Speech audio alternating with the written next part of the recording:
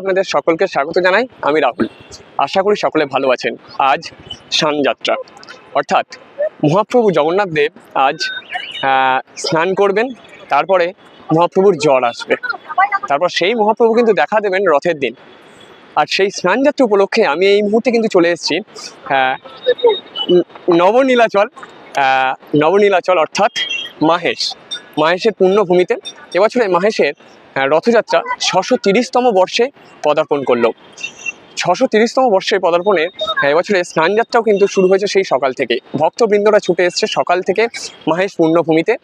সকাল থেকে শুরু হয়েছে পবন্ডী যাত্রার মধ্যে দিয়ে কিন্তু মহাপ্রভু এসছেন স্নানবেদিতে। তারপরে ধীরে ধীরে বিভিন্ন নিয়ম, তারপরে স্নান হয়েছে 10টা 15 হয়েছে মহাপ্রভুর মহাস্নান, এবং তারপরে বিভিন্ন বেশে কিন্তু আজকে মহাপ্রভুকে দেখা যাবে। দেখা গেছে আজকে জগন্নাথ দেবকে বিশেষ কোন বেশে দেখা যায় সব কিছু জেনে নেবো হচ্ছে মাহেশ জগন্নাথ মন্দিরের ট্রাস্টি বোর্ডের সম্পাদক পিয়াল অধিকারী মহাশয়ের থেকে। তাহলে চলুন ঘুরে দেখি আর জেনে নিই।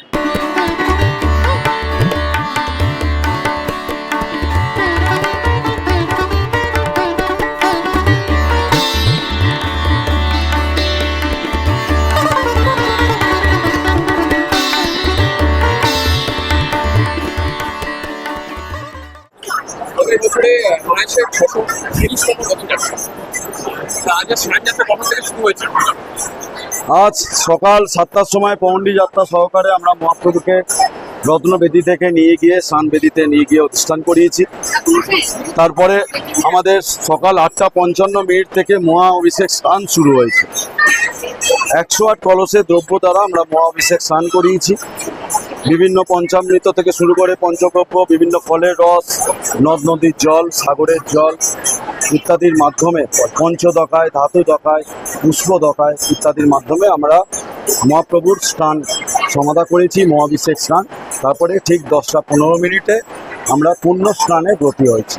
108 কলসের দ্রব্যের মধ্যে 35টি ঘটের দ্রব্য জগন্নাথ দেবের মাথায় ঢালা হয়েছে, 33টি বলভদ্র দেবের মাথায়, 22টি মা সুভদ্রা এবং সুদর্শনের 18টি আমরা আবার জগন্নাথ দেবের মাথাতেই ঢেলেছি।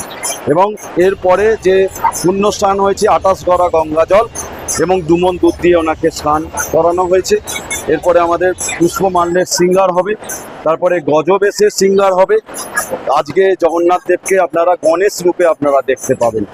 এরপরেই আমরা গজবেশে ধারণ করাবো। তারপরে হোম যাগযজ্ঞ হবে, সন্ধ্যাবেলায় কীর্তন হবে, সন্ধ্যাআরতি হবে, আমাদের হোম হবে, তারপরে আমাদের আরতি হবে। আমরা শীতল ভোগ নিবেদন করব, অন্নভোগ নিবেদন করব সন্ধ্যাবেলাতেই। এবং রাত্রি 9টার পরে আমরা মহাপ্রভুকে আবার রত্নবেদিতে নিয়ে এসে প্রতিষ্ঠান করাবো এবং ওখানেই আমরা অনবসর সেবা শুরু হবে।